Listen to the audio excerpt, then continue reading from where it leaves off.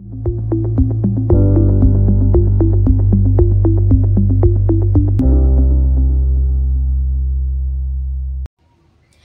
membre, comme on docteur Harmonie Mangbel Mikoska Marshall, motivatrice ya ba génération. Lelo eza fête ya musala. Bambula nyonso fête yo epesa biso occasion ya ko reconnaître de façon estimable musala ya basi pe mibali oyo bazali kosala pona économie, prospérité ya bamboka nyonso ya mokili pe santé ya batu nyonso.